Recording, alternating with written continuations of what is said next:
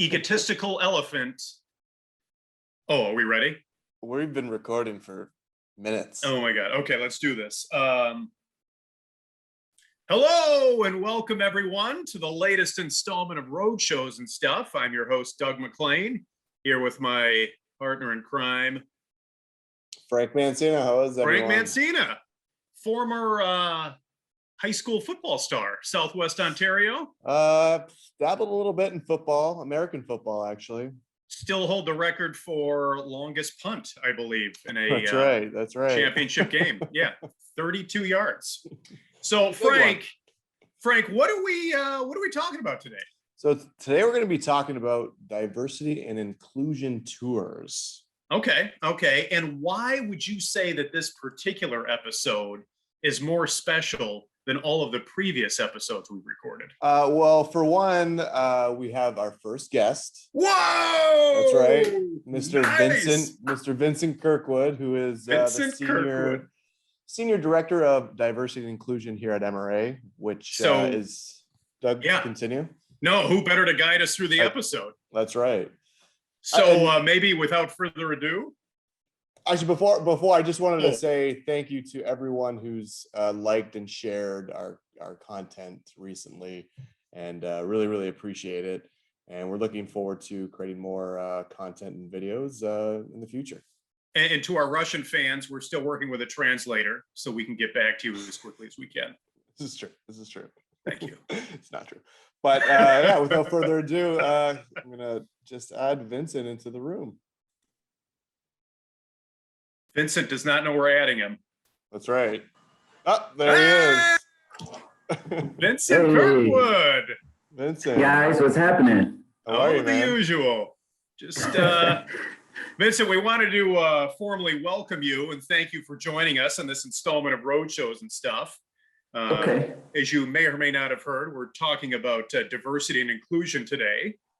Love it. I know a little bit about that. So, but before we get started, I just want to ask you a kind of more of a serious question. What is your favorite animal? I like dogs. Okay. All right. That's pretty safe, but we'll take it. We'll take it. All right. So getting started, in general terms, as it relates to society today, what is diversity and inclusion? Yeah, that's a good question, because I noticed lately that there's been potentially some confusion around what those words mean. It's a big buzzword right now. It's hot. Everyone wants to talk about it and say it, but what is the true definition? You're right. So one of the things as it relates to diversity and inclusion that I like to say is, diversity is like the mix, and inclusion is the mix working well together, if that makes any sense, right? Sure. So breaking it down, diversity and inclusion. So first off, diversity is more so the ability to have people feel appreciated and valued as it relates to their differences. Respect and value are the key terms as it relates to diversity and inclusion. So making sure people feel that they're being embraced, even though they could be different in the situation.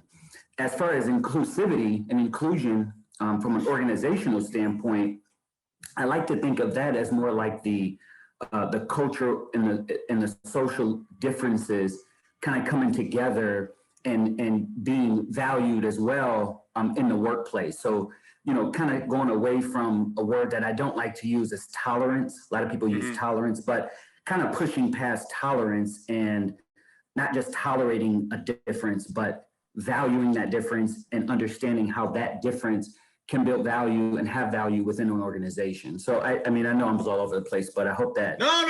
That's as is our podcast. But yeah, it's almost like I felt that, for a long time now, a new employee of a company or even a long-term employee of a company would, to a certain extent, have to kind of hold down who they really are in order to fit that more accepted, general norm of what's to be expected of them, as an employee and just a person in general, kind of, shading their historical differences, whether that be religious, race, belief systems in general. Absolutely. We're kind of getting beyond that for the first time, really, if you think about it, ever in the history of American business. And even as you think about diversity and inclusion, it goes from, like you mentioned, race and culture and religious, but to even like women in nursing, after they've had a child and things like that. Transgender is a new, not a buzzword, it's been around for a long time, but that's something that is kind of included in that diversity and inclusion conversation. So you're absolutely right. Yeah, and it's almost as if it's, those differences in background are bringing strengths to organizations and groups, as opposed to bringing differences in general and not fitting into that norm. So it's only, I think, empowering the individual and the larger group, making it more diversified and potentially speak to more people as a result of that. It's almost common sense that if you're an organization and you're trying to reach a different culture, a different demographic, the person who's going to know that most is the person who's within that demographic. Or within the culture. So you have to have that voice included. And now we're seeing a lot more organizations and corporations with boards that represent more people, more different, more races, more cultures, more backgrounds, more religions, and things like that. So very valuable. It's good for business. That's true. Yeah, absolutely. And I think I just want to point something out. I think, unfortunately, common sense isn't as common as we think, right? And I think you touched on a really good point about just the whole conversation of things, bringing the conversation to the forefront now has kind of opened some doors and really, and we kind of see it with MRA, right? We have this brand new channel. I'll have you just kind of give us a little background of how that came about. How did the channel come about? So that's a good question. So a little bit of history on it. MRA has been involved in diversity and inclusion programs for even before I started, which was maybe 10 years ago. So it's always been there. And I don't even want to say it's been in the shadows. It hasn't. It's been at the forefront. We've used it in our collateral and our marketing to show the different programs that we've done. However, now we have a sincere, organic focus on diversity and inclusion. And honestly, I think it comes from the top down. The leadership at MRA, our president and our vice presidents are supportive in that and always allowing us to be free in our programming. We can go out and say what we need to say and do what we need to do. And part of that comes because we're so cross geographic, I guess, you know what I mean? We're in Canada, we're in the US, we're overseas, we work with Australia and we work with Dubai and things like that. So we've kind of ingrained that into our culture. We work with African-American clients. We've done work with our Hispanic clients. We have Hispanic vendors. We're all across the board at MRA, which is one of the reasons why I love working here and doing work with MRA is because of that. So before this diversity and inclusion role for me came about, we have been practicing this for the last 10 years. But as we all know, what's going on in our culture, in our country, and across the world, with some of the what I want to say, the cultural differences that we're experiencing right now.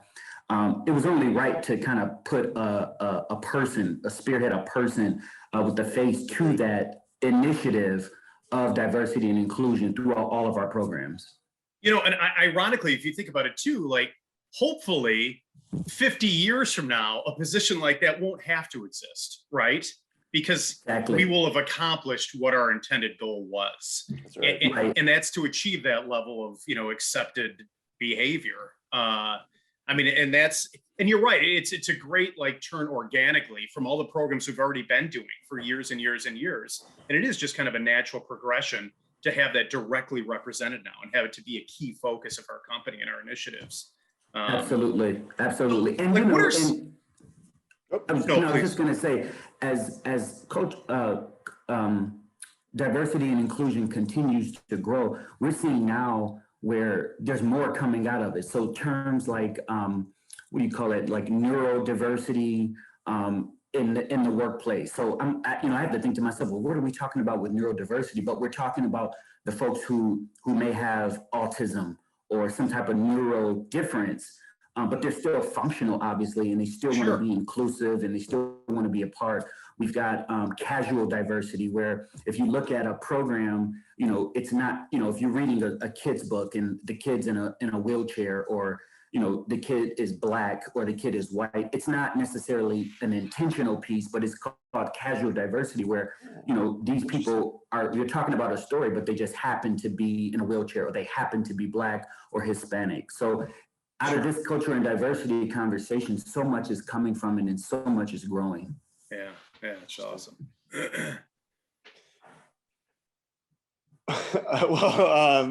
Frank, you still awake? I'm still awake. I know you wanted to say something earlier, but just could you provide a few examples of how MRA and how we used some of our trailers to promote diversity and inclusion? What are some of those programs? Some examples of past programs or current programs that we've. Yeah, absolutely. So looking at it from two perspectives, I'll look at it from an internal perspective and as well as an external perspective for MRA. So as it relates to the internal, some of the things that we've done is, one, to promote diversity and inclusion is we have a whole channel focused on it. So we focus directly on it. We have one person at the forefront who pushes and understands and researches and works with those particular clients that are focused on, Hispanics, that are focused on disabled, who are focused on veterans, who are focused on, the less fortunate, whatever it is. We have a clear focus on that. So I think that's one step that we've been promoting it. In addition to that, we have, floating holidays, if you will, where, you've got, certain days where you could take the day off, or you can do a day of service, and we're open to that. Maybe everyone doesn't celebrate it, but if you celebrate that, we're open to you doing that. So that's another way we promote diversity and inclusion. And then, looking at the top, we've got, female vice presidents, or a vice president in our organization. So we definitely look at that as a promotion of diversity and inclusion, but that's the internal piece. But if you look at the external and what we do in regards to mobile experiential marketing, we've had programs that range from traditional gospel music in the Black church that we've done some programs with Kmart and Tavis Smiley. We've had American Legacy, who we worked with for 10 years, that promote diversity and inclusion. We've worked recently with the NHL. Big push with the NHL on inclusivity, gender equity, the ability to have hockey as a sport for the less fortunate in these communities, in these urban communities that can't necessarily afford the ice time or afford the equipment. So the NHL has really partnered with us to push those initiatives. We've worked with other organizations like, Frank, a little bit more about what we did in Canada. Yeah, the Aga Khan as Foundation. It relates to, the Aga Khan Foundation. We worked with World Vision. So there's a plethora of programs that we've worked with over the last 10 years, 15 years, up till today. And just recently, we're working with the Simon Wiesenthal Museum, which is turned out to be one of my favorite programs. But Simon Wiesenthal was a Jewish Holocaust survivor who pushed the initiative to just end hate. He wanted to end hate, of course, in the Jewish community, but he took that to Rwanda. He took that through the civil rights and worked with folks like Dr. King and people like that to just end hate across the board. And that's what his foundation continuously does now, is to just end hate across the world. And to be working with that program and that foundation in Los Angeles as well as in Chicago, definitely a treat for us. We really enjoy it. It fits right into what we're doing in our initiatives for diversity and inclusion. It's fantastic. Not bad. Not bad. Sounds like you've got your hands full. Yeah, before we even created this position at MRA, we were already doing stuff like this. So it kind of just flowed right in. It wasn't something that we had to do a lot of shifting with. We kind of already were in it. We just kind of put a figure at the top, somewhat at the top, and and just continue the initiatives and just growing it and researching it, and supposedly I'm trying to make us the leader in this channel as it relates to mobile marketing and diversity and inclusion. Sure, Great. sure. It's impressive too. I mean, really for a company of our size, what are we, 70, 80 people, that we're doing this. Right. You're right. We provided some framework to an idea that was already there. And we're kind of just directing all of our energies now in kind of a formally defined, manner. Right. And it's tremendous. Exactly. It's tremendous. Not to mention, in addition to your other responsibilities, overseeing all of our culture and education programs. Vincent's got his plate full. That's right. Oh, that's right. And business to consumer programs. Yeah, exactly. So I do a lot of all of the business to consumer. We had a little a lull or a shift, if you will, because of the pandemic. Of course, a lot of B2C events weren't necessarily happening. Sure. A lot of events were conferences were closed down, and some of the stuff that we go to we're just not there. But we haven't had a loss of business due to that because of, as far as the diversity and inclusion piece, because that's ongoing, that's an everlasting conversation. And then I just wanted to also mention some of the things that we do as we focus on diversity and inclusion is ways that you can use some of these vehicles. I want to kind of focus back on the vehicle is that corporate training programs for diversity and inclusion could be used on these vehicles. I think that's a great way, because a lot of these companies, they have offices across the country. So to be able to drive your vehicle to different organizations and either recruit or just do corporate trainings on what diversity and inclusion is, I think that's a great use of our vehicles for diversity and inclusion. And you don't just have 1,000 employees sitting in front of their laptop, on a Zoom call. It's like actual interaction, hands-on.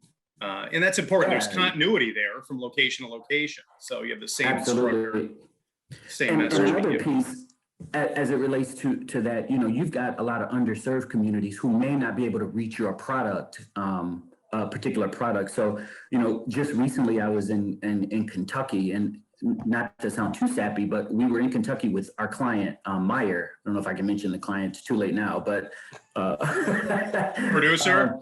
We're okay. Okay. We did a program, and we were just giving away ice cream, and we were doing this for the Derby Festival in Louisville, Kentucky, and we were going to the fire stations. But when we were out there, we just saw so much, and even the Derby Festival and Meyer team, and we just saw a lot. So to be able to Meyer to give back food and ice cream and soda and water to some of these areas, it has so much meaning to it. And I think a lot of programs, a lot of companies can use mobile for this exact reason, to be able to kind of get into some of these underserved communities where they can, do something and feel good. After that, the 6 of us, we felt great to be able to do something like that. And you think about, the initiatives that Meyer has as it relates to, underserved communities, it's a fantastic, heartwarming piece that can be done in a mobile environment. And Frank and I talked about that too with like medical. There's a ton of communities in the US that have no mobility, not even access to, public bus, train, car, anything for that matter. So having the ability to go directly to the community is massive, especially for initiatives like these. Those healthcare initiatives are key. You're absolutely right. And some of this, I don't have any data in front of me, but some stuff was exposed during the COVID in some of these underserved communities. So to be able to have these healthcare initiatives like the CVSs of the world and some of these other organizations and these hospital groups, as you mentioned, it's a great initiative to be able to use in healthcare for sure. Sure. So in a kind of drawing to a little bit of a conclusion here, how would you see then, if your job is being done well, your responsibilities as it relates to the position, like how do you foresee the workplace, 20 years from now, 25 years from now? Like what is the ultimate goal of this? Like what are we all hoping to achieve? Absolutely. So for me, I'm looking at it from a perspective of the diversity piece is what's being worked on, and that's kind of there. That just lives, the diversity piece. And as I mentioned earlier, diversity is the mix. So we have the mix. Everyone's here, even the 3 of us. are a mixed group of people. So the inclusive piece, I think, is where we need more work. And I think in 20 years, as you mentioned, is where we'll see some changes in the diverse piece, in the mix, kind of working together, whether that looks like initiatives to hire a certain person or a certain demographic, a certain cultural background, making sure that opportunities are available for all. Now that's Sure. the HR piece of it, but as it relates to mobile, how I see it in 20 years is every organization doing whatever it is that they can do that includes mobile to get into some of these communities for inclusivity, making sure that people feel welcome, making sure that people feel valued, and making sure that they feel empowered within an organization.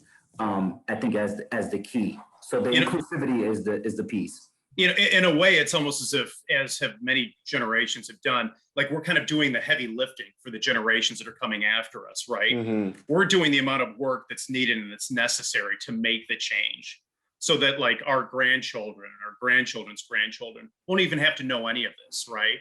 Like they can get into an environment where they can be themselves without having to question it or doubt it or hold back on opinions or beliefs or what have you. Absolutely. And you know, that reminds me, Doug, of Dr. King's I Have a Dream speech, where he says that his dream is to not have his children be judged by the color of their skin, but by the content of their character. So that's essentially what we're doing. He did that speech, I believe it was in 1968, and we're in 2021, but it still takes time. That's right. That's right. We're working on it, but that's a great point. We're doing the heavy lifting now, as you mentioned, for the generations to come in. And all three of us have children. So, you know, we want to see it better for them in 20 years, in 30 100%. years, you know, and grandchildren and things like that. So I think that's a great analogy, Doug. And I'm working to have people no longer judge me because of my Geo Metro, the car I drive. So that, I think, is a huge uphill battle in and of itself. Well, with that being said, Vincent, thank you very much. Frank, did you have anything additionally to add? No, I just want to praise you, Vincent, for everything you've done so far with the organization, and not only within MRA, but outside, and looking forward to more conversations. Absolutely. And I was just going to say, in closing, just a shameless plug. I wrote a piece in Cranes recently. You certainly did. Excellent. About diversity and inclusion, and it's called I Want You to See Color. So if you want a little bit more information about my thoughts on diversity and inclusion, look it up in Cranes. But that's absolutely. We'll put a link in the description. So. Oh, perfect. And as always, to everyone else, you know where to find MRA through social media. Frank, what are those things? Twitter, Instagram, LinkedIn, Facebook, all the above, or at our website, www.gomra.com. And with that being said, Frank, what are we talking about next week? Doug, I have no idea what we're talking about next week. Excellent. That's called organization. Okay. Maybe we need a director of future podcasts. We'll be back next week. Actually, next time. We assure you. Anyway, with that being said, Vincent, thank you very much. Sincerely appreciate your time, your insight, and everything you do for us. So absolutely. With that being said, thanks for joining, everyone. We will see you next time. Take care. Take care.